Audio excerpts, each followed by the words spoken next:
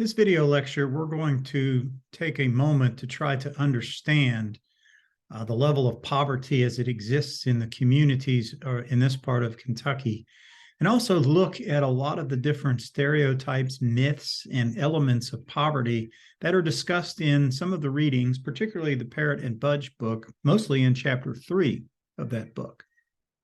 There are other sources, and of course, we're going to look at some data. We're just going to take a little bit of a dive so we understand where poverty exists and why it exists in some of these parts of the communities that we serve. And so this is the Distressed Communities Index. You can see all the counties in Kentucky. Those that are in the more rust color, orange, red, are more intense levels of poverty and economic distress. And those that are blue have less distress, darker blue. And you can see in Kentucky, obviously in the far east is where the most intense distress is, but you can see in the region where we are going a circle around Owensboro, Bowling Green, Henderson, and many of the counties in between, there are some levels of distress, but there are also a couple counties, Muhlenberg or Hopkins County and Davis County and Warren County, mostly where the larger cities are, where you have less in the way of distress levels. And so one of the things that comes up is, where does poverty exist? And the answer is that it does exist everywhere. But if you look at where the economy is healthiest and where the best opportunities for employment and economic development are, it's typically in larger metros around the United States. Smaller cities, micropolitans, and even rural areas have had less success with jobs and economic growth, and that has translated into more economic distress and more poverty. The other piece that we're going to talk a good bit about is the role that education plays in poverty, and it's complicated. But generally speaking, we have moved from a high school economy to a college economy. And this is really important, not only in how we help understand the causes of poverty, but it's also really important in how we advise students. Advising them away from college in a college-driven economy is potentially problematic. Part of the challenge is the unequal distribution of jobs. But the other part of the challenge is that there are more jobs that are being automated. And so there are less opportunities for people to earn living wages. And you can see this chart talks about the employment to population ratio. You can see larger and larger percentages of people are not employed, and they're not employed because they can't find jobs. In some cases, it's because you have a larger retirement population.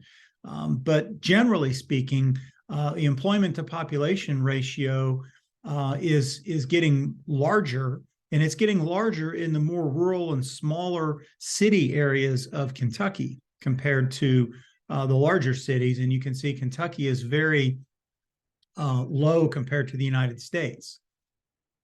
You look at peer communities that are like Owensboro and Bowling Green, and I'm looking at regions. So it's, many of the regional counties around those cities are included in this data. But you can see there's a trend with children in poverty that is a little difficult, a little alarming. You can see Owensboro, for example, has a pretty large relative to peer cities that are like us, regions that are like us as far as number of children in poverty, just compared to the overall poverty rate. And of course, that has a pretty significant implication for us in schools. You can also see this from the determination of male and female. And of course, a lot of children in poverty are in poverty because they are in single family homes where the head of household is the female. And so you can see poverty is a larger challenge for females than it is for males. And it is almost a negligible challenge for people who are married. And so this particular part, and I'm using Davis County data and Green River region data, which is multi-counties, a very large segment of unwed mothers. No judgment about being married or not married, but the reality of the census data is that you have a larger population And that population tends to struggle with poverty. That leads to a larger population of female householders that are living in poverty. And one of the challenges that Kentucky faces, if you look at Kentucky compared to other states, Kentucky has one of the highest incarceration rates in the world. The incarceration rate in Kentucky is problematic because it takes those males out of the household because it's mostly a male issue.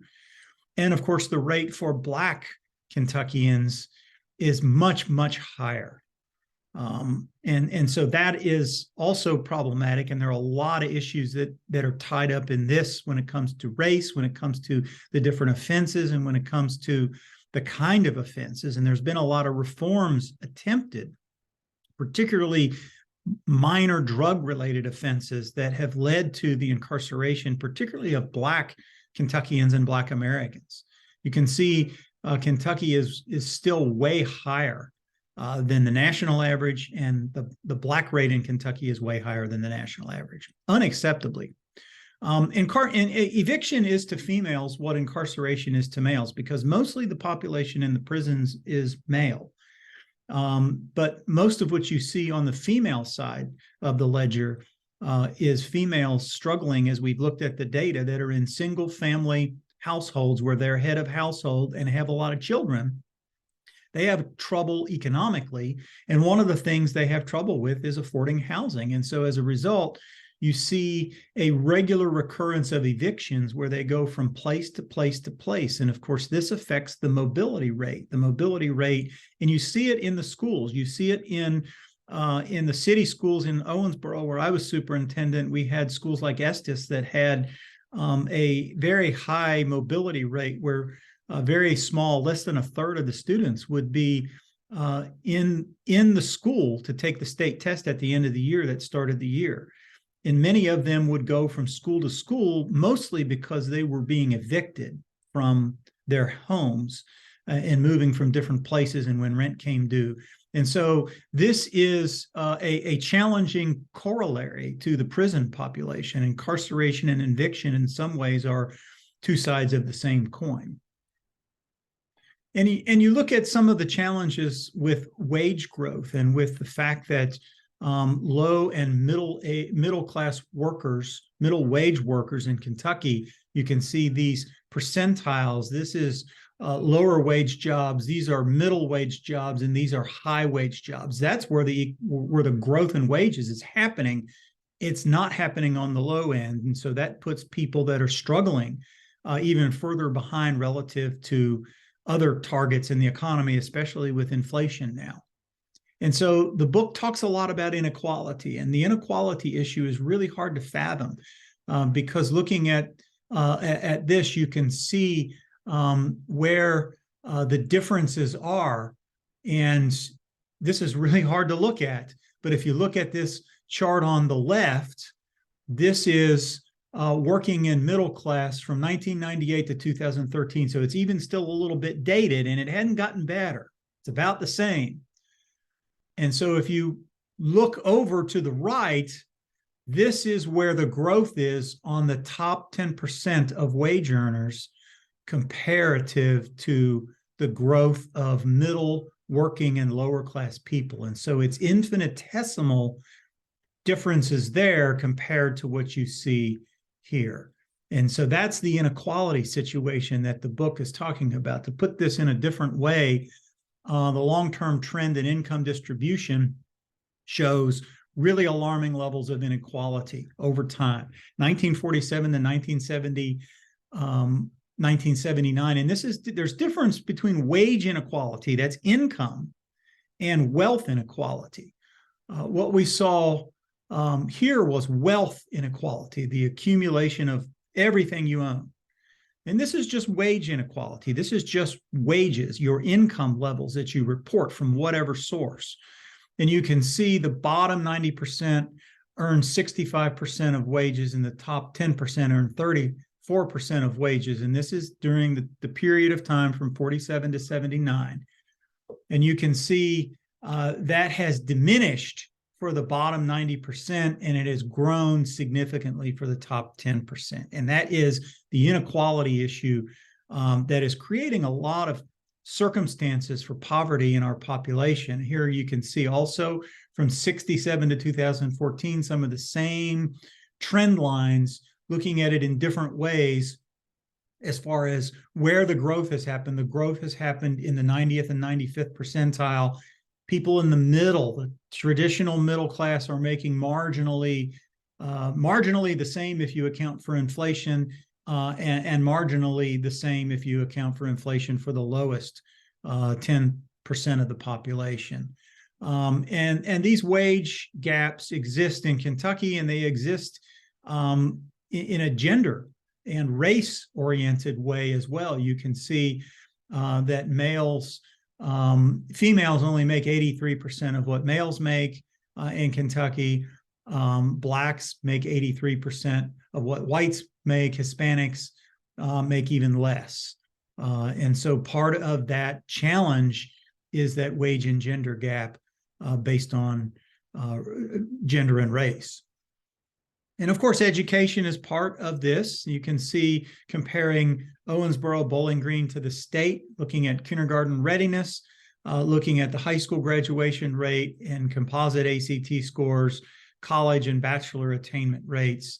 And you can see those communities. You can see with a couple of different peer communities how Bowling Green and Owensboro are really very competitive. So our education systems in many ways are doing a good job. Not to say that we can't do better jobs, especially when we're dealing with some of those gaps when it comes to people in poverty and different races and ethnicities.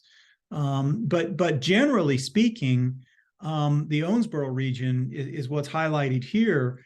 Really, the P12 schools are doing a good job. All the data, we're pretty even or above the state level, but we're not retaining young people, particularly those that go to college and graduate from college. And if you look at bachelor degree rates in Owensboro compared to the rest of the state, you can see even the rest of the state is growing at a faster clip from 1980 to near 2020.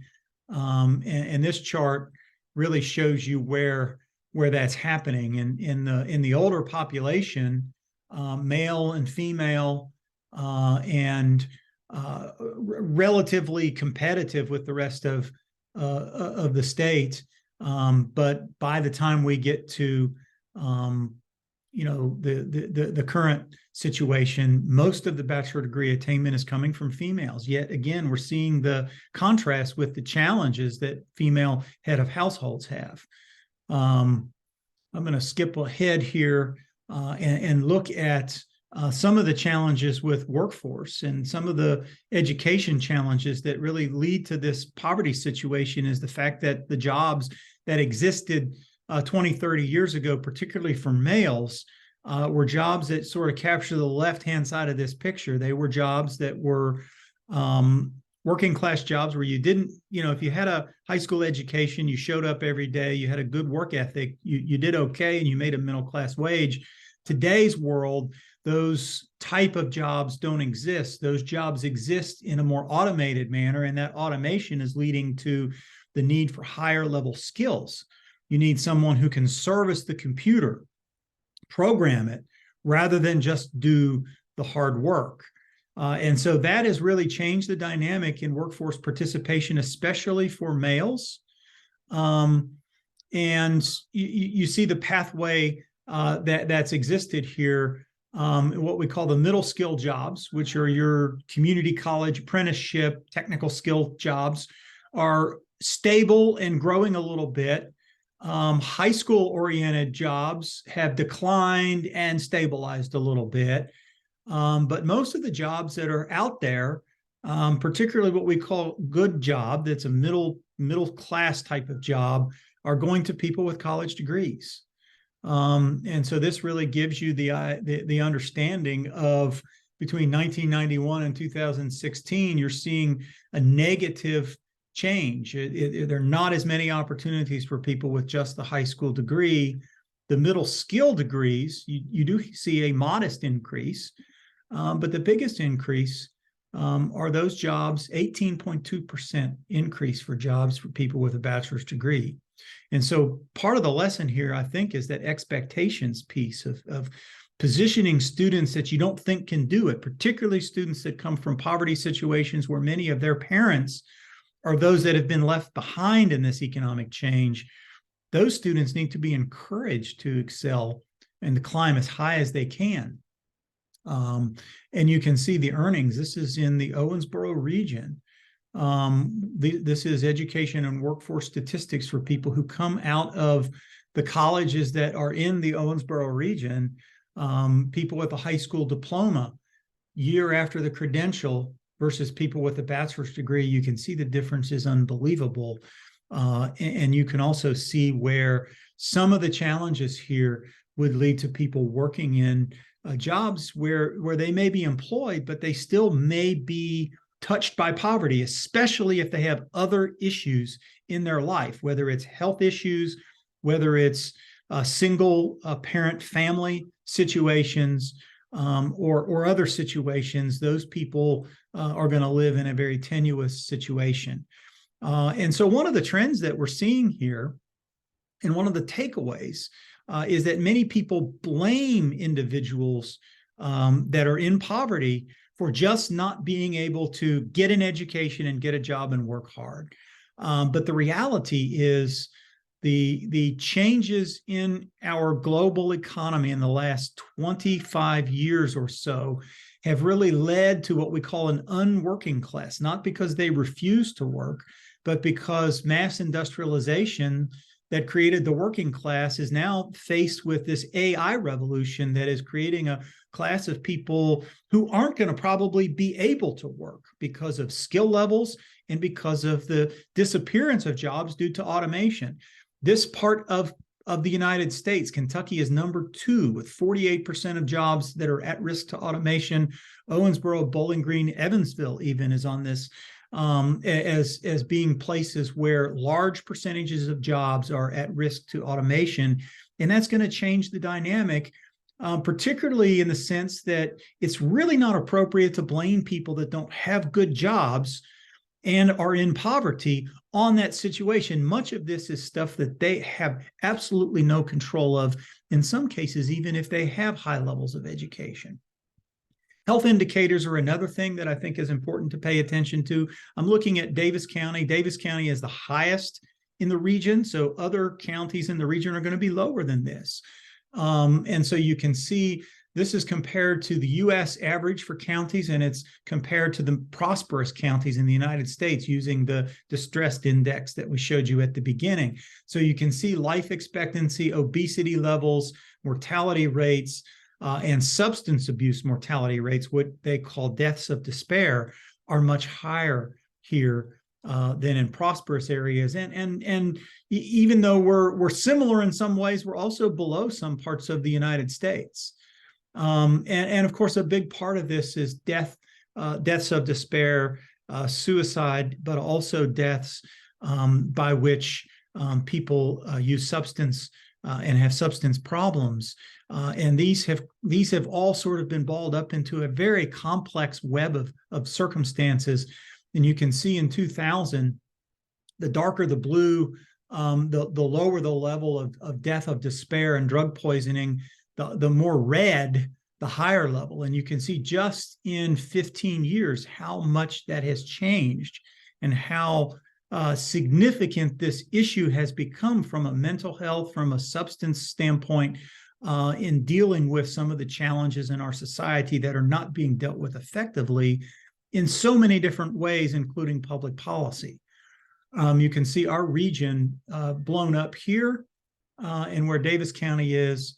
And so these are real problems, and these are problems that do contribute to the cycle of poverty, and they do contribute to the lives of the students that we serve in our school systems. One of the areas, the book talked about the 3 capitals, and we're not going to talk about the 3 kinds of capital. We've talked a good bit about economic capital here, but we want to spend a minute talking about social capital, and that's the network of relationships among people who live and work in a society and the connections that they make. this is an advantage that many people who are well off, who grow up in stable situations, who don't have the trauma and the ACEs that students that we see that come from more disadvantaged circumstances have. And this kind of social capital makes a big difference. And this social capital in Kentucky, you see very, very high levels of bonding capital, where you see tight-knit communities around church, around ball teams, around high schools that kids go to. But you see low bridging capitals between people that are affluent and people that are in poverty, between people of different races, between, even in some cases, people that have different political beliefs. And so you can see this sort of separation is breaking down the fabric of some communities, and that's become an area, and it's very closely aligned to distress. If you look at this particular chart on the left-hand side, the lighter the color, the higher levels of social capital. The darker the blue, the lower levels of social capital. A little bit confusing here because the community distress index, the darker the blue, the more prosperous, the more red is the less prosperous, the more distressed. But you can see the correlation in looking at the map, where social capital, civic health, and economic distress line up pretty effectively.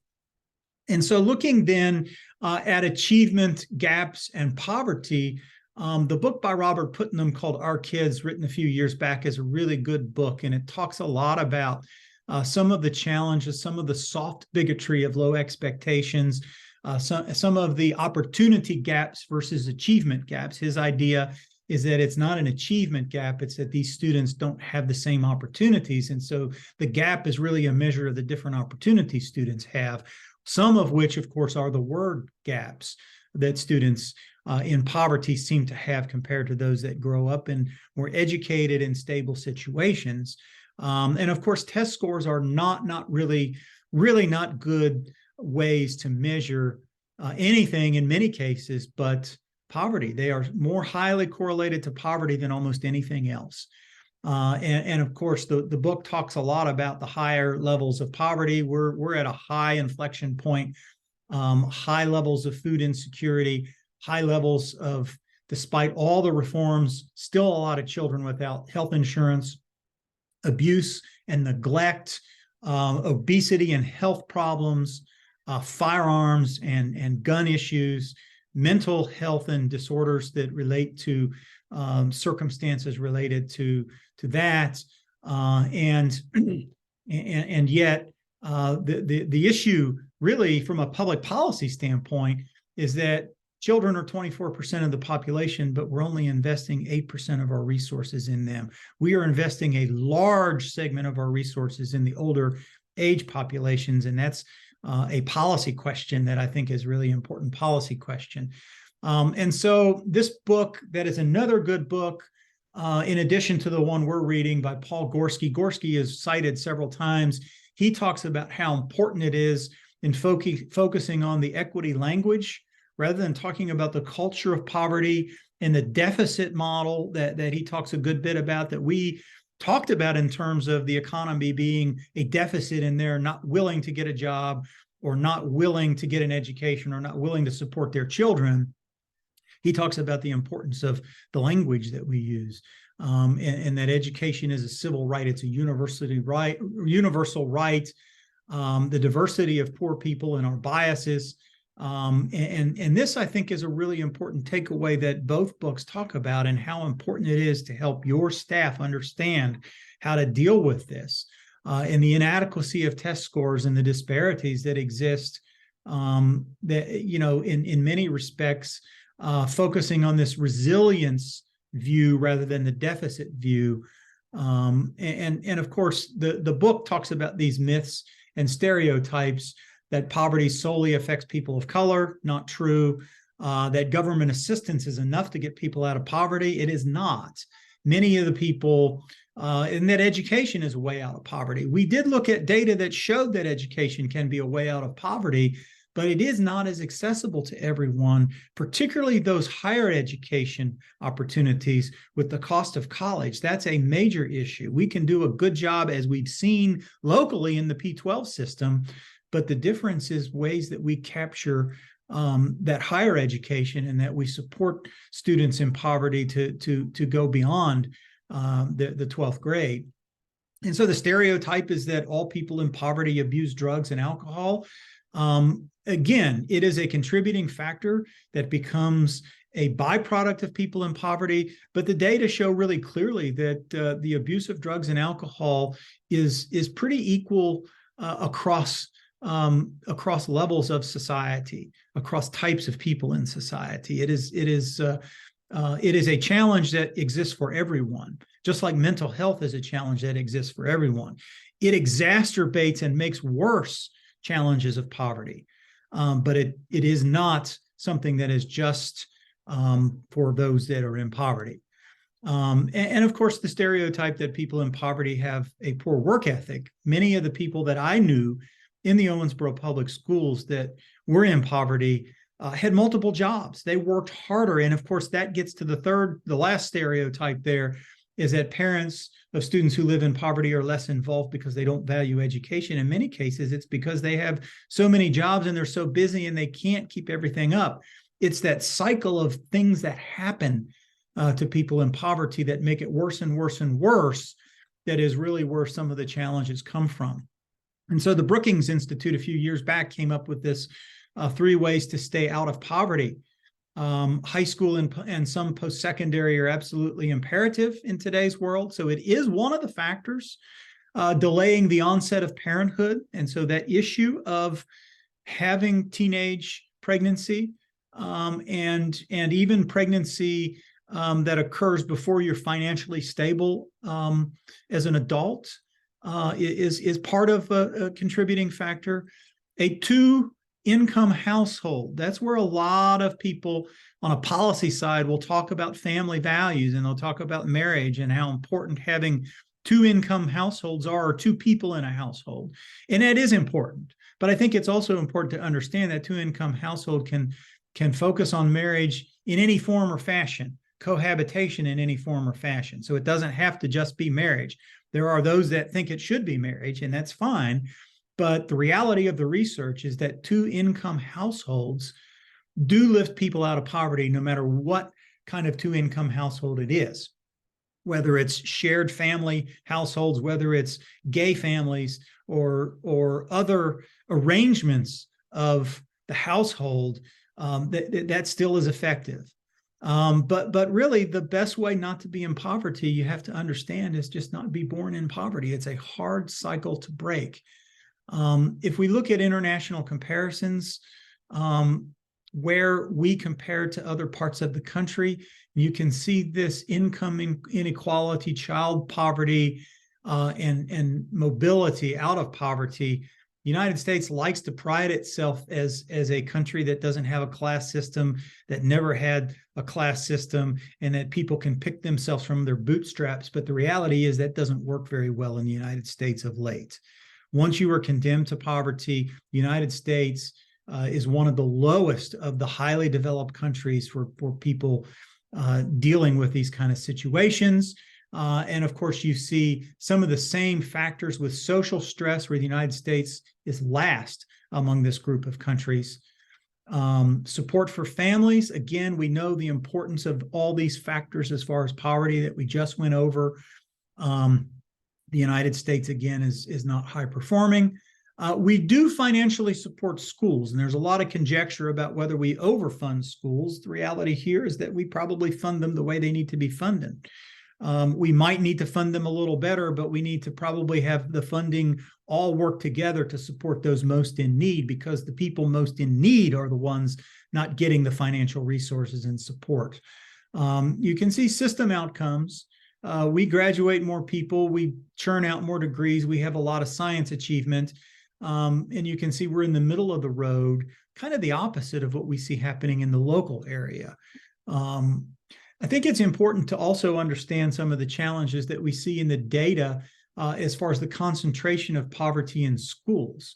This is an example of the average score of 15-year-old public school students on the PISA International Reading Literacy Scale, based on students enrolled in school. And you can see this is based on free and reduced price students. So obviously the schools with the fewest free and reduced price students do the best. But you can see the OECD average here, which is the other industrialized countries, some of those that we just looked at, 493. You can see the United States does really well until we get into those very high concentrations of poverty in schools. And so that concentration of poverty, you can see the same thing on mathematics literacy. It's a little more striking on mathematics literacy. Those schools that have lower poverty, those schools that up to about 50%, we seem to do pretty well, but the scores go down when you see that very high concentration of poverty. And so the segregation of neighborhoods and communities, I think, is a contributing factor of some of the challenges that schools have to deal with. So how do you do this? There are a lot of different things in the book that we're going to talk about in class, so we'll sort of glance over these. But obviously, caring for the students is one of the most important things, giving them experiences in social capital, high expectations, providing all those wraparound services are really important: healthcare, mental health services, meal programs. When I was a superintendent, the testimony I gave to Congress wasn't about anything related to education. It was to the Agriculture Committee about the lunch program that allowed every student in my district to eat for free. Really, really important programs. Improve climate at the school level, advance coursework and opportunities for the arts. That's something in the Owensboro district we did a lot of work around. Trust is something that has been talked about in both of the books. Literacy and equity as far as opportunities to be that way, but also having the people equity literate and being able to talk about poverty in the right way and avoid just talking about students as being from poverty, but also the culture of poverty trap, that, oh, that's just the way they're raised, they're poor kids, and that's the way poor kids are. And so the framework in the Parrott and Budge book, I think, is important. A lot of similarities here. They talk about the instructional framework, instructional time, engaging families, professional learning opportunities for faculty, leveling the playing field where possible. That's where things like the arts come in. Gaining that understanding, again, the same idea. Talking a lot about school safety and safe environments, having formative assessments and engaged pedagogy. That instructional core is important. And of course, the commonality of literacy again. Won't talk about this, but there are some very strong implications on a bigger scale than schools, the policy scales. How do you fund early childhood education, fully fund Title I, providing healthcare, nutrition programs, Pell opportunities for secondary education for students to go beyond, universal basic income. If we're looking at a society where we have an unworking class, not because people can't get jobs because they don't want jobs, but people can't get jobs because the economy has changed and there aren't jobs for people, you have to then think about how you provide a universal income for everyone. And there are some models out there that both conservatives and liberals like. Some of them are being used in Scandinavia right now very successfully. Summer learning and enrichment. Boys, as we've talked about, are a particular challenge here in schools right now. Programs like My Brother's Keeper, and there's a lot of other examples of good programs out there. But also the standardized testing and the labeling of problems. Many of the STAR systems that you see around the country are very biased against schools with high levels of poverty, particularly those that have that really high concentration of poverty. It can't be an excuse in those schools, but it also can't be a punishment either. And that's a very delicate line to walk on. Having holistic place-based approaches, things like the Harlem Children's Zone and the Moving to Opportunity experiment, We may talk a little bit about these in class, and these are opportunities to create more diverse neighborhoods, groups of people, not just gated communities for rich people and then the poor section of town, but looking at how housing and how community fabric create a lot of these problems in places, and how you can fix some of those kind of things and provide services for people. And of course, I think it's really important to understand the research consensus. Some of the best money you can spend to dealing with poverty is in early childhood programs and getting kids captured earlier. And looking at all these studies, the conclusions are very, very, very strong about that. The final thing goes back to what I think our job is. And this book here a few years back talks about this idea that the U.S. employment rate during the heyday really focused. The high school movement came at a time that really drove the American economy forward. The idea here is that we need a new high school movement. We need a way to encourage people to continue to at least the 2-year degree. A lot of states like Tennessee are doing this by fully funding community college so that everybody goes to grade 14. For where the jobs need to be, people 25 to 64, 60% are going to have a 2 or 4 year degree. The bottom line with that is when you have your student from kindergarten all the way through middle school and into high school, you have to be positioning that child to think in terms of education being a lifelong pursuit, and education beyond high school being something that most everybody seeks to be a successful member of society. A lot of responsibility, a lot of challenges, but it can be done. And I think the work that we're going to be talking about in class is a really good case in point for how we do the work in serving those that have the circumstances of poverty to deal with.